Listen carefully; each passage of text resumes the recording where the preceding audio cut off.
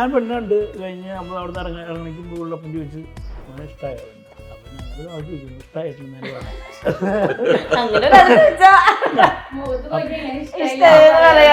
അപ്പൊ ഞങ്ങള് അപ്പൊ തന്നെ പറഞ്ഞ് ഷെയ്ക്കിൻ്റെ അടുത്ത് ഉറപ്പിച്ച അവിടെ തന്നെ അവൾക്ക് ഇഷ്ടമായി, എന്നെ ഇഷ്ടമായി കാണപ്പോ തന്നെ ഇഷ്ടമായി.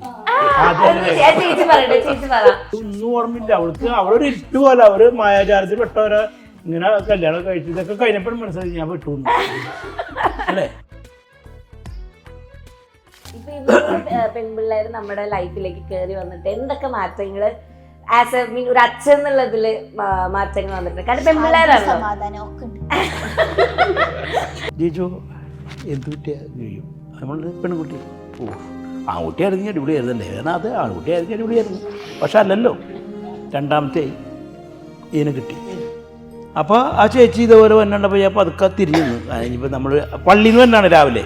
എടാ രണ്ടാമത്തെ എന്ന് പറഞ്ഞു എന്തുകുട്ടി? പെൺകുട്ടി. ഓ ചേച്ചിക്കാണ് ആഘോഷം. ശരിക്കും പറഞ്ഞെങ്കിൽ ആമ്പിള്ളേരായിരുന്നെങ്കിൽ ഇവരായിട്ട് ഇത്ര അറ്റാച്ച്ഡ് ആവില്ലേ. ഇപ്പൊ മാറ്റം കംപ്ലീറ്റ് മാറ്റമാണ്.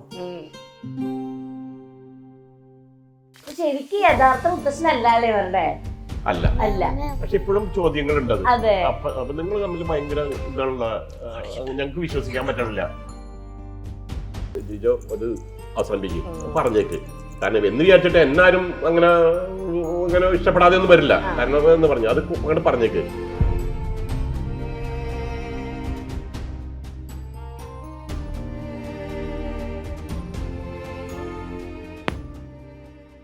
ഇപ്പൊ നമ്മള് ഒരു സമൂഹത്തിൽ ഇപ്പൊ നമ്മൾ ചോദിക്കുകയാണെങ്കിൽ എല്ലാവരും എനിക്ക് ആൺകുട്ടികൾ ഉണ്ടായാൽ മതി അങ്ങനെയൊക്കെയാണ് നമ്മൾ കൂടുതലും കേട്ടിരിക്കുന്നത്. ഇപ്പം 3 പെൺപിള്ളേരെയും ഇപ്പൊ അത്രയും നന്നായി നോക്കുന്ന ഒരു അച്ഛൻ അല്ലെങ്കിൽ ആ ഒരു കെയർ അപ്പൊ എവിടെയെങ്കിലും ഇങ്ങനെ ചോദ്യങ്ങളൊക്കെ കേൾക്കേണ്ടി വന്നിട്ടുണ്ടോ? 3 പെൺപിള്ളേരാണോ, എന്ത് ചെയ്യും എന്നൊക്കെയുള്ള ഒരു ഇതൊക്കെ എവിടെയെങ്കിലും ഫേസ് ചെയ്തിട്ടുണ്ടോ? ഇവിടെ ഫസ്റ്റ് ഡെലിവറി കഴിഞ്ഞപ്പോൾ ഞാനിങ്ങനെ നമ്മൾ ഫ്രണ്ടിൽ ഇങ്ങനെ നിൽക്കും. രാവിലെ തന്നെ പേപ്പറൊക്കെ വായിച്ചേക്കുമ്പോൾ ഒരു അതിലൊക്കത്തെ ഒരു ചേച്ചി വരെയാണ് വന്ന് കഴിഞ്ഞപ്പോൾ ജിജു എന്ത് കുട്ടിയാ കഴിയും നമ്മളുടെ പെൺകുട്ടി. ഓ ആൺകുട്ടിയായിരുന്നെങ്കിൽ അടിപൊളിയായിരുന്നല്ലേ, കാരണം അത് ആൺകുട്ടിയായിരുന്നെങ്കിൽ അടിപൊളിയായിരുന്നു. പക്ഷെ അല്ലല്ലോ. അപ്പോൾ അത് കഴിഞ്ഞ് രണ്ടാമത്തെ ഇതേപോലെ ഇതിന് കിട്ടി.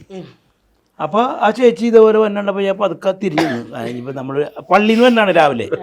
അപ്പോൾ നമ്മൾ പതുക്കെ മുകളിൽ നോക്കി കഴിഞ്ഞപ്പോൾ നീ ഇവിടെ കണ്ടായാ എടാ രണ്ടാമത്തെ എന്ന് പറഞ്ഞു വായി എന്തുകുട്ടി? പെൺകുട്ടി. ഓ ചേച്ചിക്കാണ് ആഘോഷം. തറവാട് പോയല്ലേ? ഞാൻ പറഞ്ഞില്ല കുഴപ്പമില്ല, ഞാൻ ഇനി നോക്കണ്ട്. അപ്പോൾ അത് കഴിഞ്ഞ് 3ാമതും പെൺകുട്ടി. അപ്പോൾ ഈ ചേച്ചി രാവിലെ പള്ളിയിൽ നിന്ന് വരണം. അപ്പോൾ ഞാനിങ്ങനെ പേപ്പർ എടുക്കാൻ ഇപ്പോൾ ചേച്ചി വരുന്നുണ്ട്. ഞാൻ ഒറ്റ ഓട്ടം കൊടുത്തോണ്ടില്ല. വാതിലൊക്കെ അടച്ച് അവിടെ ഇങ്ങനെ നിൽക്കുകയാണ്. ചേച്ചി പൊട്ടി ജനലിൻ്റെ അവിടെ ഇങ്ങനെ നോക്കിയാണ് ചേച്ചി പോയെന്ന്. അപ്പോഴത്തെ ചേച്ചി ജനലിലേക്ക് നിൽക്കണം. അവിടെ ചേച്ചി ഞാൻ പറഞ്ഞു ഇന്നല്ലേ എവിടെ പോകണം? അല്ല ഞാൻ നിന്നെ കാണാൻ വേണ്ടി വന്നു. ശരി വാ കയറ്. എടാ എന്ത് കുട്ടിയാ? ഞാൻ പറഞ്ഞു പെൺകുട്ടി. അപ്പൊ അങ്ങനെ കേൾക്കേണ്ടി വന്നിട്ടുണ്ട്. ഇപ്പൊ ഈ പെൺപിള്ളേർ നമ്മുടെ ലൈഫിലേക്ക് കയറി വന്നിട്ട് എന്തൊക്കെ മാറ്റങ്ങള് ആസ് എ മീൻ ഒരു അച്ഛൻ എന്നുള്ളതില് മാറ്റങ്ങൾ വന്നിട്ടുണ്ട്? കാരണം പെൺപിള്ളേരാണല്ലോ, കാരണം പെൺകുട്ടികളാവുമ്പോ അച്ഛന്മാർക്ക് ഉള്ള ഒരു കണക്ഷൻ വേറെയാണ്. ഭയങ്കര ഹാപ്പിയാ. അതെ, അതായത് ഇവര് എന്ന് പറയുന്നത് അതൊരു ഈ പറഞ്ഞ പറയാൻ പറ്റില്ല. കാരണം ഞാൻ ഇവരായിട്ടാണ് എപ്പോഴും ഇവരുടെ ഒരു നമ്മള് ശരിക്കും പറഞ്ഞെങ്കിൽ ആമ്പിള്ളേരായിരുന്നെങ്കിൽ ഇവരായിട്ട് ഇത്ര അറ്റാച്ച്ഡ് ആവില്ലേ. ഇപ്പൊ മാറ്റം എന്ന് പറഞ്ഞാൽ കംപ്ലീറ്റ് മാറ്റമാണ്. ഡെവലപ്പ് നമ്മൾ കുറച്ചുകൂടി കണ്ടന്റും കാര്യങ്ങളൊക്കെ ഇപ്പോൾ കുറച്ചുകൂടി ഡെവലപ്പായി. ഇപ്പൊ പൊതുവെ നമ്മുടെ മെജോറിറ്റി എന്ന് വരുമ്പോഴേ ഇവിടെ 4 പെമ്പടയാണല്ലോ. അപ്പൊ അവിടെ അച്ഛനാണ് ഈ 4 പെമ്പടയുടെ എഗെയിൻസ്റ്റ് നിൽക്കുന്ന ആള്. ഇപ്പൊ എന്തെങ്കിലും ഒരു സാധനങ്ങൾ വാങ്ങാനോ അപ്പൊ ആരുടെ എന്താ പറയുക അഭിപ്രായമാണ് ഏറ്റവും കൂടുതൽ ഞങ്ങൾക്ക് അത് വേണം എങ്ങനെയൊക്കെ ആരുടെ ഇതിലാ കൂടുതൽ പറയാ? അല്ല ഇവർക്ക് ഇപ്പൊ എന്ത് വേണമെന്നുണ്ടെങ്കിൽ നമുക്ക് ഇഷ്ടമാണ് വാങ്ങിക്കാനായിട്ട്. ഇപ്പൊ ഡ്രസ്സായാലും ഞാൻ അങ്ങനെ പറയാറ് ഒരെണ്ണമായിട്ടല്ല എടുക്കുമ്പോൾ ഒരു 3-5 എടുത്തോളാം. അല്ല കാരണം ഒരെണ്ണം എടുത്തു കഴിഞ്ഞാല് ഒരു അടുത്തവന് പറയും അത് പിന്നെ എപ്പോഴും അത് ഇടാൻ പറ്റില്ല. അപ്പൊ ഒരു 5-6 അപ്പൊ അങ്ങനെ ഇവർക്ക് അങ്ങനത്തെ ഒരു പ്രശ്നം ഉണ്ടായിട്ടില്ല. ഇപ്പൊ ഏറ്റവും കൂടുതൽ ഒരുങ്ങാൻ സമയം എടുക്കുന്ന ആരപ്പ് ഇതില് ബ്യൂട്ടി കോൺഷ്യസ് ആരാ? ഭംഗിയിലൊക്കെ ഇറങ്ങണം എന്ന് പറയണം. അത് വേഗം വിട്ടുകൊടുത്തുട്ടാ. അതെന്താ? ഇങ്ങനെ വണ്ടി വെച്ച് പറഞ്ഞത് എനിക്ക് ഐലാഷ് വന്നിട്ട് കണ്ടില്ല. I shadow. ആ സാധനം ഇങ്ങനെ കണ്ടില്ല. അപ്പൊ ഇതൊക്കെ ആരാ പഠിപ്പിച്ചത് ഇങ്ങനെ ഐ ഷാഡോ ഇടാനും ഇതൊക്കെ? ആ അപ്പൊ ഇതിങ്ങനെയൊക്കെ ഇടുന്ന എവിടെ കണ്ടത്? ചെയ്ത് കൊടുക്കാം. പരീക്ഷണം മുഴുവൻ ഇവിടെ അവള് കൊടുക്കും. ആ യൂട്യൂബിൽ നോക്കിയിട്ട് ഓരോതരം ഹെയർ സ്റ്റൈല് അവളാണെല്ലാം ഇവളിനൊരു പരീക്ഷണം. എനിക്കിതൊന്നും ഇഷ്ടമല്ല. ഒന്നും ഇഷ്ടല്ല. പൗഡർ പോലും ഇടുന്നത് ഇഷ്ടമല്ല. ഒന്നും വളരെ സിമ്പിൾ ആണ്. ഒരാൾ ആ എക്സ്ട്രീം ആണെങ്കിൽ ഒരാൾ ഈ എക്സ്ട്രീമിൽ നിൽക്കണല്ലേ. ഇപ്പൊ ഏറ്റവും കൂടുതൽ ഇഷ്ടമുള്ള നടി ആരാ? അതേപോലെ കാണാൻ നല്ല ഭംഗി അങ്ങനെയൊക്കെ ആവാൻ ട്രൈ ചെയ്യണ? ഞങ്ങൾ അങ്ങനെ ആവാൻ ശ്രമിക്കാറില്ല. നമ്മള് നമ്മളുടേതായ രീതിയിൽ self love is important. Okay. ആരെയും അനുകരിക്കാൻ ശ്രമിക്കുന്നില്ല. നമ്മള് വലുതാവുമ്പോ നമ്മുടെ ഇഷ്ടത്തിനുള്ള നമ്മുടെ ഭംഗിയിൽ തന്നെ നമ്മള് വലുതാവും. അല്ലാണ്ട് നമ്മൾ മറ്റുള്ളവരെ പോലെ ആവാൻ ശ്രമിച്ച അവരെ പോലെ ആയി അങ്ങനെ ഒന്നും ആവേണ്ട ആവശ്യമില്ല. നമ്മൾ നമ്മുടെ ഇഷ്ടത്തിന് തന്നെ ഇതാണ്. അങ്ങനെ താൻ ആരല്ലെങ്കിൽ അറിയില്ലെങ്കിൽ താനോട് ചോദിക്കും ആ വൈബടക്കി പോയത്. ഇപ്പൊ ചേട്ടനാണെങ്കിലും ഇപ്പൊ സിനിമ എടുക്കാൻ മീൻസ് സിനിമയോട് ഭയങ്കര ആഗ്രഹമുള്ള ഒരാളാണ്. അതിലൂടെ പാഷൻ ഉള്ള ഒരാളാണ്. അപ്പൊ ഈ സിനിമ എടുക്കാൻ ട്രൈ ചെയ്തിരുന്നു എന്നൊക്കെ ഉള്ളൊരു ഞാൻ അറിഞ്ഞിട്ടുണ്ടായി. അപ്പൊ ആ ഒരു ജേർണീനെ പറ്റിയിട്ട് ട്രൈ ചെയ്തതല്ല. സിനിമ ഒരെണ്ണം ആദ്യം എടുത്തു. അത് ഷോർട്ട് ഫിലിം. ഷോർട്ട് ഫിലിം 1.25 മണിക്കൂർ TV സിനിമ. അത് പക്ഷേ വേണ്ടത്ര അന്ന് വെച്ചാൽ ഒരുപാട് നാളും ഇവിടെ 2002 ആ സമയത്താണ്. അപ്പം അന്ന് നമുക്ക് മാർക്കറ്റ് ഇന്ന് യൂട്യൂബൊക്കെ ഉണ്ട്. അന്ന് യൂട്യൂബൊന്നുമില്ല. അപ്പം അന്ന് നമുക്ക് ഏഷ്യാൻ ഇങ്ങനെയുള്ള ഇത് വേണം. അപ്പോൾ ഈ ഡയറക്ടർമാർ നമ്മളെ പറഞ്ഞ് പറ്റിക്കും. അപ്പോൾ അന്ന് കൈരളി ചാനൽ ഞങ്ങളോട് എടുക്കാമെന്ന് പറഞ്ഞു. 5 ലക്ഷം അന്ന് 5 ലക്ഷം ആയി അതിന്. അപ്പോൾ അന്ന് എടുക്കാമെന്ന് പറഞ്ഞിട്ട് ഇതിൻ്റെ കൂടുതലുള്ള ആൾക്കാരുണ്ടല്ലോ ഡയറക്ടർമാരായാലും എൻ്റെ പ്രൊഡക്ഷൻ. അപ്പോൾ ഇവർ പറയും അത് നമുക്ക് 7 ലക്ഷത്തിന് കൊടുക്കാം അല്ലെങ്കിൽ 20 ലക്ഷത്തിന് കൊടുക്കാം എന്നൊക്കെ പറഞ്ഞിട്ട്. അപ്പം നമ്മൾ വിചാരിക്കും ഈ 5 ലക്ഷം ചിലവാക്കിയിട്ട് 20 ലക്ഷത്തിന് കൊടുക്കുമ്പോൾ അത് നല്ലതല്ലേ. അപ്പം നമ്മളെന്ത് ചെയ്യുമ്പോൾ അത് കൊടുക്കാണ്ട് വയ്ക്കും. പിന്നെ ഇത് കഴിയുമ്പോൾ ഇവരൊന്നും ഉണ്ടാവില്ല. പിന്നെ നമ്മൾ മാത്രമാവും. അങ്ങനെ സാധനം ഈ എനിക്ക് തോന്നുന്നു ഇപ്പൊ ഒരു പ്ലാറ്റ്ഫോം ഉള്ളത് കൊണ്ട് തന്നെ നമ്മുടെ ഒരു ക്രിയേറ്റീവ് സൈഡ് നമുക്ക് ഷോപ്പിംഗ് ആൾക്കാർക്ക് കാണിക്കാനുള്ള സ്പേസ് ഉണ്ട്. മുന്നേ എന്ന് പറയുമ്പോൾ കുറച്ചുകൂടെ സ്ട്രഗിളാണ് ഇത്. നമ്മൾ ഇവരുടെ നമുക്ക് ഇതിനെ പറ്റി ഒന്നും അറിയില്ല. എഡിറ്റിംഗ് അറിയില്ല, ഡബിങ് അറിയില്ല. അപ്പോൾ എഡിറ്റ് ചെയ്യാൻ ഇവർ പറയും തിരുവനന്തപുരത്ത് പോയിട്ട് എഡിറ്റ് ചെയ്യാന്ന് പറയും. അപ്പോൾ ഇവിടെ ഉണ്ട് എറണാകുളത്തുണ്ട്. പക്ഷെ നമുക്ക് തന്നെ പറയാം. അപ്പോൾ നമ്മളെല്ലാവരും കൂടി തിരുവനന്തപുരത്ത് എന്നിട്ട് അവിടെ പോയിട്ട് എഡിറ്റിങ് കഴിഞ്ഞ് ഒരു 2 ആഴ്ച കഴിയുമ്പോൾ വീണ്ടും ഡബ് ചെയ്യാൻ ഇവിടെ വരും. പിന്നെ അവർ വീണ്ടും നമുക്ക് സ്പെഷ്യൽ എഫക്റ്റ് കൊടുക്കാൻ തിരുവനന്തപുരത്ത് പോകാം. അപ്പോൾ ഇവർക്ക് അങ്ങോട്ടും പോകാൻ വേണ്ടിയിട്ടാണ് നമുക്കറിയില്ല ഇതിൻ്റെ ഇത്. അപ്പോൾ അങ്ങനെയുള്ള കുറേ പ്രശ്നങ്ങളൊക്കെ ഉണ്ടായിട്ടുണ്ട്. പക്ഷേ ഇപ്പം എന്ന് പറഞ്ഞാൽ നമുക്ക് എല്ലാം എൻ്റെ കയ്യിലുണ്ട്. അതന്നെ ക്യാമറ ഈ പരിപാടി ചെയ്യുമ്പോൾ നമ്മൾ മൊബൈലാണ്. എനിക്ക് ക്യാമറ വേണമെന്നുണ്ടെങ്കിൽ അതും ചെയ്യാം. അതിപ്പോൾ ഇവർ ആണ് ക്യാമറ ചെയ്തുകൊണ്ടിരിക്കുന്നത്. അപ്പോൾ എൻ്റെ വീഡിയോ ഇവരെടുക്കും. ഇവിടെ ആണ് മിക്കവാറും എടുക്കാറ്. ക്യാമറ ഇവളും ക്യാമറ ചെയ്യാറുണ്ട്. പിന്നെ എഡിറ്റിങ്ങും അത്യാവശ്യം അവള് ചെയ്യും. ഓക്കെ. ഇപ്പൊ കല്യാണം കഴിക്കുന്ന സമയത്താണെങ്കിലും ചേട്ടന് ഇങ്ങനത്തെ ഒരു ആഗ്രഹം ഉണ്ട്, ഇതാണ് ആഗ്രഹം, ഇങ്ങനെ സിനിമ ചെയ്യണം, അങ്ങനെയൊക്കെ ചേച്ചിക്ക് അറിയണ്ടായിരുന്നു? അവിടെ അറിയുന്നുണ്ടെങ്കിൽ സമ്മതിക്കില്ലായിരുന്നു.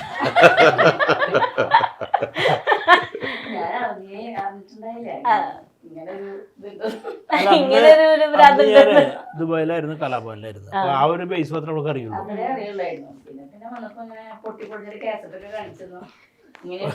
ഇതുണ്ടായിരുന്നു. അത് ഇപ്പോഴും ഇറങ്ങിയിട്ടില്ല. അത് അന്ന് എനിക്കൊരു മാളാനന്ദൻ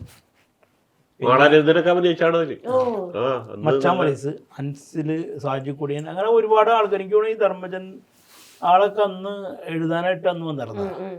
മിന്നി പാടിയിട്ടുണ്ട്. അങ്ങനെ ഒരു അത്രയും പൈസ ആയ സാധനം അത് 24 വർഷത്തോളായിട്ടാ. 5 ലക്ഷം രൂപ എന്ന് പറയുന്നതേ ഒരു വലിയ സംഖ്യയാണ്. 2002 ആ ടൈമില്ല. അല്ല അത് പിന്നെ നമുക്ക് എന്താ ഗുണമെന്ന് വെച്ചാൽ അതൊരു പാടായി. കാരണം പിന്നെ അതിൻ്റെ പിന്നാലെ പോയിട്ടില്ല. കാരണം നമുക്ക് അത് അങ്ങനെ ചെയ്യുമ്പോൾ ഒരുപാട് നഷ്ടം വരും. കാരണം നമുക്ക് ഇതിനെപ്പറ്റി അറിയില്ല. പക്ഷെ ഇന്ന് ഞാൻ നിൽക്കുന്ന സിനിമ ചെയ്യാനും എനിക്ക് വിഷയമില്ല. കാരണം ഒരു പടം ചെയ്യണമെങ്കിൽ ക്യാമറമാനെ മാത്രം വിളിക്കുക, സ്ക്രിപ്റ്റ് നമ്മൾ ചെയ്യുക, ബാക്കിയൊക്കെ നമുക്ക് ഇവിടെ നിറക്കാം. ഇപ്പം ചേട്ടന് ഇത്ര അനുഭവങ്ങൾ ഉണ്ടായിട്ടുണ്ട്. അപ്പോൾ ഇപ്പോൾ ശരിക്കും ഈ പുതിയതായിട്ട് സിനിമ എടുക്കണം എന്ന് ആഗ്രഹിക്കുന്നവർക്കും ഇവർക്കൊക്കെ ഈ അത്ര ഈസി ആവില്ലേ? മീൻസ് സിനിമയിൽ കിടക്കും. ഇപ്പം ചേട്ടനൊരു എക്സ്പീരിയൻസിൽ പറയുകയാണെങ്കിൽ അത്രയും ബുദ്ധിമുട്ടാന്ന് പറഞ്ഞു. അതെ, എന്ന് വെച്ചാൽ ഈ നമുക്ക് എക്സ്പെൻസ് വന്നത് മറ്റേ ഡബിങ്ങും പിന്നെ എഡിറ്റിങ്ങും നമുക്ക് വേറെ ആൾക്കാരെ ഏൽപ്പിക്കണ്ടേ, പിന്നെ ബാക്ക്ഗ്രൗണ്ട് സ്കോർ, പിന്നെ ഈ പറഞ്ഞ പോലെ ബാക്കി ഡീറ്റെയിൽസ് മിക്സി, ഇങ്ങനെയൊക്കെ വരുമ്പോൾ നമുക്ക് എക്സ്പെൻസ് തന്നെ ഇതിനകത്ത്. പിന്നെ അഭിനയിക്കുന്നത് ഈ പറഞ്ഞ പോലെ മിക്കവാറും പുതിയ ആൾക്കാർ എടുക്കണമെങ്കിൽ അവരുടെ ഒരു ക്രൂ ആണെങ്കിൽ കുഴപ്പമില്ല, പക്ഷെ ബാക്കി പിന്നെ എക്സ്പെൻസ് വരല്ലേ. ഞങ്ങളൊരു സിനിമ ചെയ്യണമെന്നുണ്ടെങ്കിൽ ഞങ്ങൾക്ക് വലിയ ചെലവുണ്ടാവില്ല. അതെ, ഏത് പുള്ളിക്കെല്ലാം അറിയാം, ആകെ ക്യാമറ വർക്ക് മാത്രമേ നമ്മൾ ഒരാളെ വെച്ചിട്ട് ചെയ്യുന്നത്. അത് പുള്ളിനെ കൊണ്ട് ഞങ്ങൾക്ക് പെട്ടെന്ന് ചെയ്യാൻ പറ്റില്ല. ഇപ്പൊ എന്താ പറയാ, നിങ്ങളുടെ ഇപ്പൊ ചേട്ടൻ പറഞ്ഞല്ലോ, അതായത് ഓൾറെഡി പറഞ്ഞിട്ടുണ്ടായിരുന്നില്ല എനിക്ക് ഇതാണ് ആഗ്രഹം, ലൈക്ക് ഇതാണ് പാഷൻ ഒന്നും. അപ്പോൾ എങ്ങനെയാ നിങ്ങളുടെ ഒരു മാരേജ് സ്റ്റോറി ഹാപ്പൻഡ്? ആദ്യം കണ്ടപ്പോ പെണ്ണ് കാണല് തൊട്ടിട്ട് എങ്ങനെയായിരുന്നു ആ ഇംപ്രഷൻ? നമ്മൾ ഒരു മാസം ലീവിന് വന്ന് ഒരു മാസത്തിനുള്ളിൽ കല്യാണം കഴിക്കണം. ശരിയാ, ഒരു വർഷത്തിൽ ഒരു മാസമാണല്ലോ ഒരു മാസത്തിനുള്ളിൽ കല്യാണം കഴിച്ച് പോകണം. അപ്പോൾ എന്തപ്പി കൊണ്ടുപോകുമ്പോൾ ജോലി കിട്ടണം. അപ്പോൾ നഴ്സുമാരും ഉണ്ടെന്ന് നോക്കി, പിന്നെ ഭാഗ്യത്തിന് കണ്ടു. അമ്മ നേഴ്സുണ്ടാ, അതുകൊണ്ടാണ് കൊണ്ടുപോയി ജോലി കിട്ടാൻ കഴിക്കിട്ടുണ്ട്.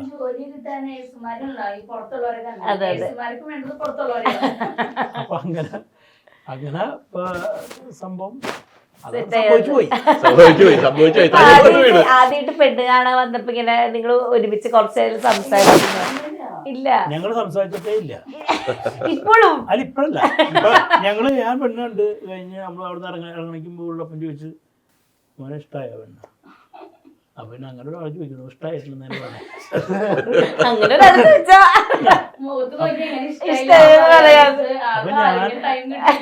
ഞങ്ങള് അപ്പൊ തന്നെ പറഞ്ഞ് ഷെയ്ഖിന്റെ അടുത്ത് ഉറപ്പിച്ച അവിടെ തന്നെ. അവൾക്ക് ഇഷ്ടമായി, എന്നെ ഇഷ്ടമായി, കണ്ടപ്പോ തന്നെ ഇഷ്ടമായി. ഒന്നും ഓർമ്മയില്ല അവൾക്ക്. അവളൊരു ഇട്ടു പോലെ അവര് മായാചാരത്തിൽ പെട്ടവരെ ഇങ്ങനെ കല്യാണം കഴിച്ചു. ഇതൊക്കെ കഴിഞ്ഞപ്പോഴും മനസ്സിലായി ഞാൻ പെട്ടു അല്ലേ. ചേട്ടൻ എന്താ ആക്ച്വലി ആദ്യം പറഞ്ഞു എനിക്ക് ഇതൊക്കെയാണ് ആഗ്രഹം എന്ന്? അയ്യോ ഒന്നും പറഞ്ഞിട്ടില്ല. ഞാൻ പറയാം ഒന്നും പറഞ്ഞിട്ടില്ല. ഞങ്ങൾ ഇതിനെ കുറിച്ച് കാരണം ഞാൻ പറഞ്ഞില്ല, അത് പറഞ്ഞില്ല. ഞാൻ പറഞ്ഞു അല്ല ഇവിടെ അതിന് അങ്ങനത്തെ ഇവിടേക്ക് എന്ന് വെച്ചാല് കല്യാണം കഴിയാ ഗൾഫിലേക്ക് പോവാ, ദുബായ് കാണണം. അത് പിന്നെ അങ്ങനെ ഒരു ആഗ്രഹം ഉണ്ടാവില്ല, പുറത്തേക്ക് പോകാന്നുള്ള ഒരു ആഗ്രഹം. ആ ഒരു ആഗ്രഹത്തിന്റെ പേരിൽ പിന്നെ തടസ്സങ്ങളൊന്നുമില്ല. അല്ല, ജോലി ചെയ്യാന്ന് വിചാരിച്ചിട്ട് ജോലി ചെയ്യാന്നുള്ള ആഗ്രഹത്തിൽ ഇതായി. പക്ഷെ എനിക്ക് യഥാർത്ഥ മുത്തശ്ശൻ അല്ലേ ഇവരുടെ? അല്ല, പക്ഷെ ഇപ്പോഴും ചോദ്യങ്ങളുണ്ട്. അപ്പൊ നിങ്ങൾ തമ്മിൽ ഭയങ്കര ഇതാണുള്ള, ഞങ്ങൾക്ക് വിശ്വസിക്കാൻ പറ്റണില്ല. അല്ല എന്ന് പറയുന്നതിൽ വിശ്വസിക്കാൻ പറ്റുന്നത്. അപ്പോൾ പിന്നെ ഞാൻ ഇതിലേക്ക് വന്നതെന്ന് പറയുന്നത്, ഞാൻ സ്കൂൾ നാടകങ്ങളിൽ അഭിനയിച്ചിട്ടുണ്ട്. അപ്പോൾ അന്നൊക്കെ നല്ല കയ്യടി വാങ്ങിച്ചിട്ടുള്ളതാണ്. അത് കഴിഞ്ഞ് 78 ആണ് ആദ്യമായിട്ട് ഞാൻ നാടകത്തിൽ കയറുന്നത്. ഞങ്ങളുടെ പ്രൊഫഷണൽ അല്ല, അമേച്ചർ നാടകങ്ങളിൽ. അന്ന് സൈമ തിയേറ്റേഴ്സ് എന്ന് പറഞ്ഞിട്ട് ഒരു നാടക ട്രൂപ്പ് ഉണ്ടായിരുന്നു പള്ളിയിൽ. ഞങ്ങൾ അതിന് വേണ്ടിയിട്ട് ഇത് ചെയ്യുമ്പോൾ അങ്ങനെ 78 ഒരു നാടകത്തിൽ ഞാൻ അഭിനയിച്ചു. അതിലൊരു പാട്ട് ഞാൻ എഴുതി, ഞാൻ തന്നെ ട്യൂൺ ചെയ്തു. പിന്നെ 79 ചെയ്തു, 80 ചെയ്തു. 80 എൻ്റെ കല്യാണം. 80 കല്യാണം കഴിഞ്ഞു. അത് കഴിഞ്ഞ് 81 ഒരു നാടകം ഞാൻ ഏറ്റെടുത്ത് നടത്തി. അപ്പോൾ അതിൻ്റെ കുറേ റിഹേഴ്സലൊക്കെ എൻ്റെ വൈഫിൻ്റെ വീട്ടിൽ തന്നെ വെച്ചാണ് ചെയ്തത്. ഈ നടിമാരെ കൊണ്ടുവരുമ്പോൾ അവിടെ വെച്ച് ചെയ്യാം, സേഫ്റ്റിക്ക് വേണ്ടിയിട്ട്. അപ്പം അത് ചെയ്ത് അതൊരു വൻ വിജയമായിരുന്നു. കാരണം അതിലും പാട്ടുകൾ എഴുതിയ 79, 80, 81, 82, 83, 84 എല്ലാ വർഷവും നാടകം എല്ലാത്തിനും ഞാൻ പാട്ട് എഴുതിയിട്ടുണ്ട്. ട്യൂൺ ചെയ്യുന്നത് ഞാൻ തന്നെ. ഓർക്കസ്ട്രക്കാർക്ക് ഞാൻ പറഞ്ഞു കൊടുക്കും, അവർ പാടും. 84 ഞാൻ സുപ്രിയ യങ് മെൻസ് അസോസിയേഷന് വേണ്ടിയിട്ട് ലേഖയുടെ മരണം അല്ല ഗീതയുടെ മരണം ഫ്ലാഷ് ബാക്ക്. അത് ലേഖയുടെ മരണമാണ് ശരിക്കും. പക്ഷെ ഗീതയുടെ മരണം ഒരു ഫ്ലാഷ് ബാക്ക് എന്ന് പറഞ്ഞിട്ട് ഞാൻ നാടകം അവതരിപ്പിച്ചു. അതിൽ ഞാൻ ഫസ്റ്റ് ഏറ്റവും മെയിൻ റോൾ എനിക്കായിരുന്നു, ഒരു മറ്റേ ജഡ്ജി. അത് കഴിഞ്ഞുകൊണ്ടിരുന്നപ്പോഴാണ്, അത് കഴിഞ്ഞിട്ടാണ് ഞാൻ ഗൾഫിലേക്ക് പോണേ. അതായത് 85 അതായത് ഏപ്രിൽ 28-ാം തീയതി. 27-ാം തീയതി ഞാൻ ഇവിടുന്ന് ബോംബെക്ക് ഫ്ലൈറ്റ് 27-ാം തീയതി ഞാൻ ഇവിടുന്ന് ബോംബെക്ക് ഫ്ലൈറ്റ് കയറുന്നു. 28-ാം തീയതി മറ്റേ മസ്കറ്റിലെത്തുന്നു. അത് കഴിഞ്ഞ് പിന്നെ 30 വർഷങ്ങൾക്ക് ശേഷമാണ് ഞാൻ തിരിച്ചു വരുന്നത്. അങ്ങനെയല്ല, അവസാനിപ്പിച്ച് വരുന്നത്. ഈ ഫ്ലൈറ്റിലുണ്ടായിരുന്ന ഒരു രസമുണ്ട്, അത് പറഞ്ഞു കഴിഞ്ഞാൽ ആളുകൾക്ക് രസം കയറിപ്പോൾ. ഇവിടുന്ന് കൊച്ചിയിൽ നിന്ന് കയറിയപ്പോൾ മറ്റേ ഭക്ഷണം കൊണ്ടുതരല്ലേ, കൊണ്ടു തന്നു കഴിഞ്ഞപ്പോൾ നമ്മളിത് വെറി പിടിച്ചിട്ട് ഇത് ഓരോന്നോരോന്ന് വേഗം പറക്കി തിന്ന്, പഞ്ചസാരയും തിന്ന്, ഉപ്പും തിന്ന്, പാലും കുടിച്ച് ഇതൊക്കെ കുത്തിയിട്ട് ഇങ്ങനെ വേണ്ട ചായ കൊണ്ടുവരുന്നു. അപ്പൊ ചായ കൊണ്ടു കഴിഞ്ഞപ്പോ മധുരടാനുള്ള പഞ്ചസാര മാതിരി തിന്ന് കഴിഞ്ഞു, തീറ്റ കഴിഞ്ഞു. അടുത്തിരിക്കുന്ന ആളോട് ചോദിച്ചു കഴിഞ്ഞപ്പോഴേ അയാൾ ആ പഞ്ചസാര കുടിച്ചിട്ട് കപ്പിലേക്ക് നമ്മൾ ആദ്യമായിട്ട് പോണത് നമുക്കറിയില്ല. ഞാൻ ഞെട്ടിയത് അതിനകത്ത് ചായ കിട്ടോ കിട്ടില്ലെന്ന് നമുക്കറിയില്ലല്ലോ. അങ്ങനെ ഞാനാണെങ്കിൽ ദൈവമേ, പിന്നെ എനിക്ക് മധുരമില്ല. അപ്പൊ ഞാൻ പിന്നെ പുള്ളിനെ വിളിച്ചിട്ട് എനിക്ക് പഞ്ചസാര വേണം എന്ന് പറഞ്ഞിട്ട് ഇവിടുന്ന് കൊച്ചിന്ന് കയറിയല്ല, മലയാളം നമുക്ക് പറയാനുണ്ട്, കുഴപ്പമില്ല. അങ്ങനെ പഞ്ചസാര കൊണ്ട് തന്നു.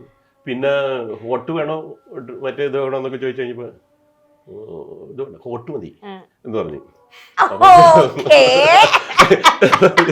അങ്ങനെയൊക്കെ രസങ്ങൾ നമ്മുടെ ജീവിതത്തിൽ ഉണ്ടായിട്ടുണ്ട്. ദുബായിൽ വെച്ചിട്ടാണോ ചേട്ടനെ പരിചയപ്പെടാണോ? അല്ലല്ല, ഇത് കഴിഞ്ഞ്. പക്ഷെ എന്റെ മകനായിട്ടാണ് പുള്ളിക്ക് കൂടുതൽ കമ്പനി. എന്റെ മൂത്ത മകൻ ബിനോയ് തോമസ് എന്ന് പറഞ്ഞിട്ട് ആള് ഇറ്റലിയിലാണ്, വൈഫും ഇറ്റലിയിലാണ്. അപ്പൊ ഇവര് കുറെ മറ്റേ നേരത്തെ പറഞ്ഞ പരിപാടിയില്ലേ, സിനിമയും മറ്റേ ഇതൊക്കെ ചെയ്തെന്ന് പറയും. അതിൽ പുള്ളിയും അതായത് ഇങ്ങനെയൊക്കെ പിന്നാലെ നടന്നിട്ടുണ്ട്. പിന്നെ മിമിക്സ് പുള്ളി ടീമിലൊക്കെ പെട്ടിട്ടുണ്ട്. ഒരു സണ്ണിച്ചായന്റെ കൂടെ ഒക്കെ വർക്ക് ചെയ്തിട്ടുണ്ട്. ഇതൊക്കെ കഴിഞ്ഞാണ് ഞാൻ 30 വർഷം കഴിഞ്ഞ് തിരിച്ചു വന്നതിന് ശേഷം പുള്ളി അപ്പൊ തുടങ്ങിയിട്ടുണ്ട് ചെറിയ തോതിൽ ഈ പരിപാടികൾ. അപ്പൊ ഇങ്ങനെ ഒരു ഒരെണ്ണത്തിൽ എന്നോട് അഭിനയിക്കാൻ പറ്റുമെന്ന് ചോദിച്ചു. ഞാൻ പറഞ്ഞു ഞാൻ അഭിനയിക്കാൻ കുഴപ്പമില്ല, എന്നെ പറ്റുമോ എന്ന് ചോദിച്ചു. അപ്പോൾ ഞാൻ കുഴപ്പമില്ല, നമുക്ക് ശരിയാക്കി എടുക്കാം. അങ്ങനെ ഒരു ചെറിയ റോളാണ് ഫസ്റ്റ് ചെയ്യുന്നത്. അപ്പനായിട്ടല്ല കേട്ടാ, അല്ല, പണിയില്ലാത്തവൻ. പണിയില്ലാത്തവൻ അത് ചെയ്ത് അത്. അപ്പൊ അന്നാരും ഇന്നത്തെ മാതിരി യൂട്യൂബിന് അത്ര ശ്രദ്ധിക്കുന്നില്ലല്ലോ, ശരിക്കും പറഞ്ഞു കഴിഞ്ഞാല്. അതങ്ങനെ ഇട്ടു. ഇത് കഴിഞ്ഞിട്ട് ഒരു നന്മ ചെയ്തു, നന്മ 2 ചെയ്തു. ഇതൊക്കെ ചെയ്തിട്ടും അങ്ങനെ ശ്രദ്ധിക്കപ്പെടുന്നില്ല. കാരണം അന്ന് ക്ലച്ച് പിടിച്ചിട്ടില്ല, അതാണ് സംഭവം. മറ്റു പ്രശ്നം ഇത് കഴിഞ്ഞ് നമ്മുടെ വേറൊരു ചാനലുകാരും കൂടെ ഞാൻ കുറച്ചൊക്കെ അന്വേഷിച്ചിട്ടുണ്ട്, ഇങ്ങനെ ഇതേമാതിരി യൂട്യൂബുകാരെ. പിന്നെ അപ്പനിലേക്ക് ആക്കി കഴിയുമ്പോഴാണ് നമ്മുടെ അപ്പോഴേക്കും. അപ്പൊ ആദ്യം ഞാൻ അഭിനയിക്കുമ്പോൾ പുള്ളി പറയും നാടകം വേണ്ടട്ടാ. നാടകം കളിച്ച് തന്നെ ഞാൻ എന്റെ മനസ്സിന്റെ സൈഹോലിൽ പണ്ട് ഞാൻ ഒരു വിഗ്രഹം, കോലത്തിന്റെ കുത്തൊഴുക്കിൽ തുരുമ്പ് പിടിച്ചു പോയൊരു പഴയ വിഗ്രഹം അല്ലേ കോപിയേട്ടാ. എനിക്കറിയാം നിനക്കും എന്നെ മറക്കാൻ എളുപ്പം കഴിയും, കാരണം ഞാനൊരു കുറ്റവാളിയാണല്ലോ കോപിയേട്ടാ. ഈ സമൂഹം എനിക്ക് നൽകിയ പേരാണത്. 1000 കുറ്റവാളികൾ രക്ഷപ്പെട്ടാലും ഒരൊറ്റ നിരപരാധികൾ ശിക്ഷിക്കപ്പെട്ടാലും ആവർത്തിച്ച് പ്രഖ്യാപിക്കുന്ന നീതിപീഠം നിരപരാധിയായി എന്നെ ശിക്ഷിച്ചു. ഇങ്ങനെ അപ്പൊ ആ ശബ്ദത്തിലാണ് ഞാൻ പുള്ളിയുടെ അടുത്ത് ആദ്യം ആക്ട് ചെയ്തത്. നാടകമല്ലേ വേണ്ട തോമസേട്ടാ, ആ കളി വേണ്ട. അതല്ല, ആള് എന്തൊക്കെയുണ്ട് വിശേഷങ്ങൾ എന്ന് ചോദിക്കുമ്പോൾ ആള് പറയേ എന്തൊക്കെയുണ്ട് വിശേഷങ്ങൾ, സുഖമാണല്ലോ അല്ലേ. അപ്പൊ കൂടെ ഉള്ള അപ്പുറത്ത് നിൽക്കണവൻ ഇത് കേട്ടപ്പോ അതെ സുഖമാണ് എനിക്ക്. പക്ഷെ എന്താ സംഭവം, അത് പടത്തല്ലായിരുന്നു അവരോട്. അപ്പൊ ഈ എതിരെക്കണവൻ ഇത് കേട്ടപ്പോ അല്ല തോമസ് ചേട്ടാ മകൻ അവിടെ ഉണ്ടോ? അപ്പോൾ ആള് ഇല്ല, അവൻ അവിടെ ഇല്ല, അവൻ മാളിക്ക് പോയിട്ടിരിക്കുകയാണ്, കുറച്ചു നേരം ഇരിക്കൂ, ഞാൻ എന്തെങ്കിലും കുടിക്കാൻ എടുക്കാം. നാടക സ്റ്റൈലാണ്, അത് പറഞ്ഞിട്ട് കാര്യമില്ല. നമ്മള് അത് വിട്ടിട്ട് ഒരു നമ്മുടെ അതിനകത്ത് എന്തൊക്കെയുണ്ട് വിശേഷങ്ങൾ, സുഖമാണ്, ഒന്നും വേണ്ട, എന്നിട്ടൊരു വിശേഷം നാടക ശൈലിയല്ലേ. നമ്മള് വഴിയായിട്ട് എന്തുണ്ടോ വിശേഷങ്ങൾ, സുഖല്ലേ എന്ന്. സ്ഫുടത കൂടുതലാണ്, എനിക്ക് അക്ഷര സ്ഫുടത കൂടുതലത്തില്. അപ്പൊ ചില വാക്കുകൾക്ക് പുള്ളി പറയും ആ അക്ഷരം എടുത്ത് കളഞ്ഞേക്കും, കാരണം വെച്ചിട്ടുണ്ടെങ്കിൽ അത് അതിന് യോജിക്കുന്നതല്ല. അങ്ങനെയാണ് ആക്ച്വലി ഈ ഫാമിലിക്ക് കടന്നു വന്നത്. പിന്നെ ഇതിന്റെ ഒരു ഭാഗമായി. അപ്പൊ പിന്നെ ആൾക്കാരെ ആക്ച്വലി വിചാരിച്ചത് സ്വന്തം അച്ഛനാണ്, പക്ഷെ അല്ല. അത് 100 എപ്പിസോഡ് കഴിഞ്ഞു കഴിഞ്ഞപ്പോ ഞാൻ തന്നെ പുള്ളിയോട് പറഞ്ഞു ഇത് ഇങ്ങനെ കളിച്ചാൽ ശരിയാവില്ല. എല്ലാവരും ചോദിച്ചോണ്ടിരിക്കും അപ്പനാണോ അപ്പനാണോ അപ്പനാണോ എന്ന് ചോദിച്ചിട്ടുണ്ടെങ്കിൽ. പക്ഷെ നമ്മുടെ പരിസരത്തുള്ളവർക്കൊക്കെ അറിയാം. പക്ഷെ പുറത്തുള്ള ഒരു കണ്ണൂർ, കാസർഗോഡ്, തിരുവനന്തപുരം അവിടെ നിന്നുള്ള ആളുകളൊക്കെ ചോദിച്ചിട്ട് പറഞ്ഞത് അപ്പം തന്നെയാണോ എന്നൊക്കെ ചോദിച്ചത്. അപ്പൊ ഞാൻ പറഞ്ഞു ജിജോ അത് അവസാനിപ്പിക്കും, പറഞ്ഞേക്ക്. കാരണം എന്ന് വിചാരിച്ചിട്ട് എന്നാരും അങ്ങനെ ഇഷ്ടപ്പെടാതെ ഒന്നും വരില്ല. കാരണം എന്ന് പറഞ്ഞു അത് അങ്ങോട്ട് പറഞ്ഞേക്ക്. അങ്ങനെ അതുകൊണ്ട് വെളിപ്പെടുത്തി കഴിഞ്ഞപ്പോ പിന്നെ മെസ്സേജുകളുടെ കൈലാസം. അയ്യോ ഇത് ഞങ്ങൾക്ക് വിശ്വസിക്കാൻ പറ്റുന്നില്ല, നിങ്ങൾ കളവ് പറയണോ അതോടൊന്നൊക്കെ പറഞ്ഞിട്ട് എന്ന് പറഞ്ഞു. പിന്നെ അത് ഇപ്പോഴും ചോദിക്കുന്നുണ്ടാവും, പുതിയ ആൾക്കാർ വരുമ്പോൾ അവർക്കറിയില്ല. അതാണ്. അപ്പോ നമ്മൾ ഇത്രയും നേരം നമ്മൾ ഇവരുടെ വിശേഷം അറിഞ്ഞു, ഇടയിൽ ഒരു കുട്ടി ഗെയിമൊക്കെ കളിച്ചു. പക്ഷെ ഇതല്ല, വരാൻ പോകുന്ന ഒരു വലിയ ഗെയിമിലേക്ക് നമുക്ക് പോയാലോ? അങ്ങനെയല്ല, അവിടെ പണിയുണ്ട് നമുക്ക്. ഈ ടോക്ക് നമ്മളിവിടെ വൈൻഡപ്പ് ചെയ്യാണ്. ഇനി നമ്മൾ ഗെയിമിലോട്ടാ പോന്നേ. അപ്പൊ താച്ച പറഞ്ഞാലോ?